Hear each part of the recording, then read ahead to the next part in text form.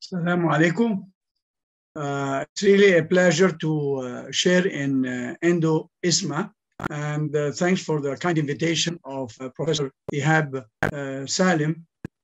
And in 2022, we are talking a lot about monoclonal antibodies that are used in different branches of medicine. And it was time for us in endocrinology to talk about the relation between thyroid and monoclonal antibodies. And when I tried to prepare this talk, it came to my mind one case we have seen 30 years ago. This gentleman referred to us from the ophthalmology department for the clear diagnosis of Graves' ophthalmopathy, as you can see. And this is the lateral view of the eyes of the patient with proptosis and some periorbital edema. But the question is, this patient has really Graves' ophthalmopathy, and you can see from the CT we have done in 1993 that actually there is no Graves' ophthalmopathy, but there was a bilateral mass in the orbit. This was lymphoma presented as proptosis bilaterally. While in patient with Graves' ophthalmopathy, typically they have the thing of the media recti, while in comparison to the normal, but this patient has got retroorbital lymphoma. The second instance is a paper we presented back 15 years ago in the International Congress of Endocrinology in Rio de Janeiro, and we described the association between thyroid dysfunction and patients with chronic hepatitis C, whether they are treated with interferon and ribavirin or not. And we found that almost 1/4 of the patients, they have got a different form of autoimmune disease. And almost 6 years later, the Italian group has published the idea that autoimmune thyroid disease can be associated with hepatitis C, associated with cryoglobulinemia, which is a form of monoclonal antibodies. The next 30 minutes, I'm going to go through the path of this presentation, giving a short introduction, and then going to the ideas that monoclonal antibodies, they have been used in the diagnosis and treatment of thyroid disease, that monoclonal antibody treatment sometimes can lead to thyroid disease, and that the presence of antibody can lead to false diagnosis of thyroid disease. And lastly, is the relation of monoclonal gammopathies affecting the thyroid. The short introduction is that the monoclonal antibodies actually have been described back in 1975 by George and his group in Cambridge, UK. And nowadays in 2022, there are several molecules of monoclonal antibody used not only in the diagnosis, but also in therapeutics, in the field of cancer, autoimmune disease, cardiovascular disease, as well as hypercholesterolemia, and even infection.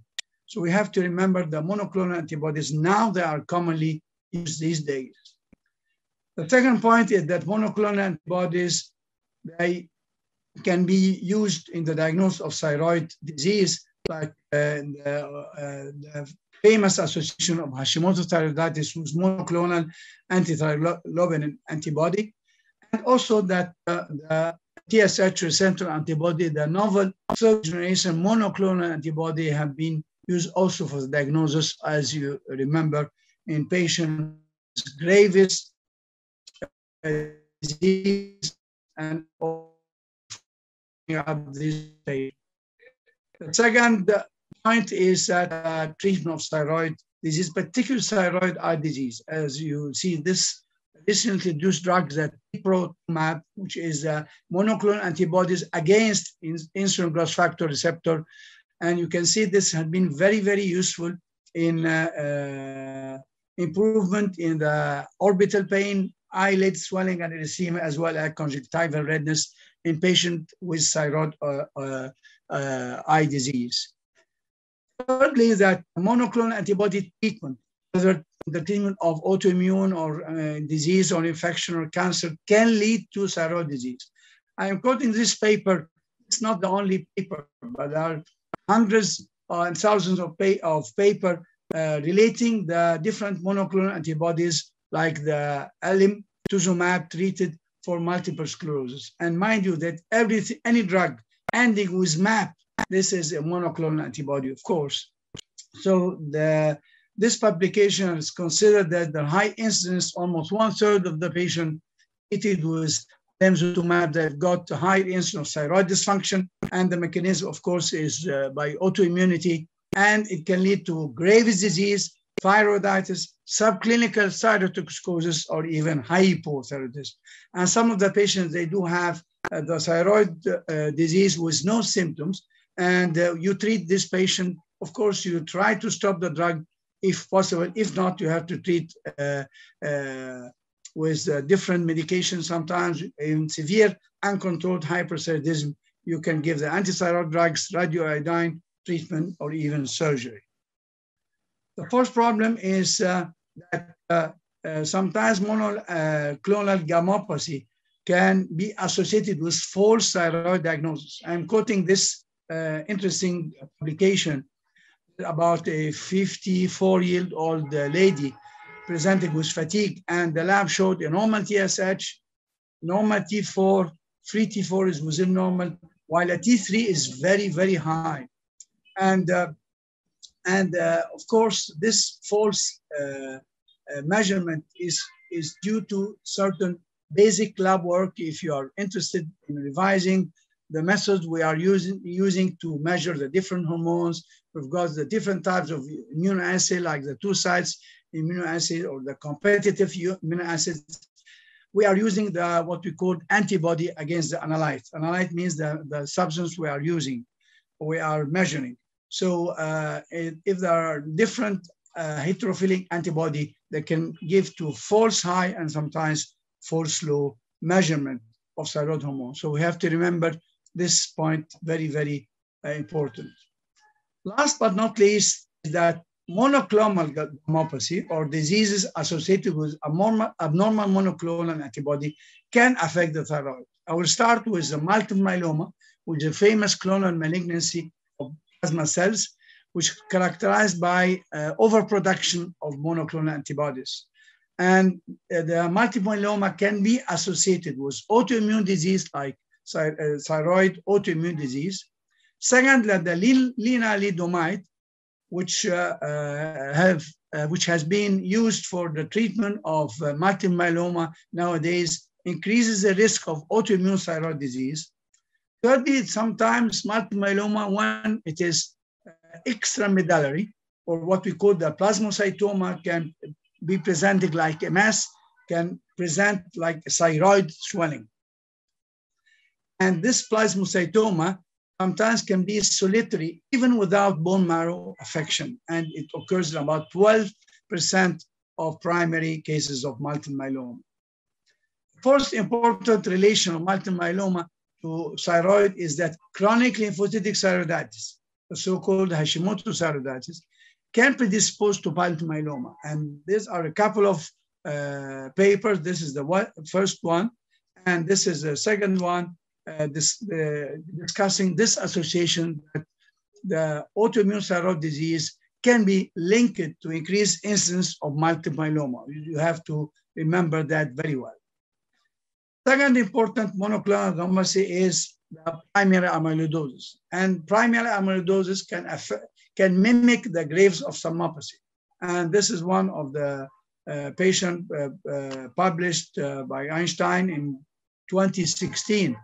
And you can see that the left eye, this is the inferior rectus, left inferior rectus is much, much thickened by primary amyloidosis, leading to abnormality in the eye, mimicking Graves of thalammopathy. And also the relation of amyloidosis and the thyroid is very interesting. Like this patient is a 16-year-old lady presenting with recurrent euthyroid goiter. And when she was supposed to have surgery, the frozen section showed query medullary thyroid carcinoma. Why is that? Because medullary thyroid carcinoma, in the histopathology, there are patches of amyloid tissues. But actually, the final diagnosis was amyloid goiter, not medullary thyroid carcinoma. So again, amyloid goiter can mimic in the pathological specimen medullary carcinoma of thyroid. This is an important clinical implication. And the majority of amyloid goiters are secondary to chronic inflammatory conditions, but less common can be primary, what we call the AL amyloidosis, not the AA, which is secondary. Third association are the lymphomas. Thyroid lymphomas, primary thyroid lymphomas are uncommon. 5% of thyroid neoplasms are due to primary thyroid lymphomas. And usually it does occur in middle-aged women with a background of chronic lymphocytic thyroiditis. And patients with Hashimoto thyroiditis, they got a 40 to 80-fold risk of having lymphoma. And it presents with euthyroid, rapidly enlarging, diffuse or nodular goiter. The fine needle aspiration, sometimes it can help, sometimes not. Ultrasound is not conclusive, but the isotope scan shows cold patches. So you have to know this association. And this is the pathology. You can see that there are patches of beta cell lymphoma on top of Hashimoto thyroiditis.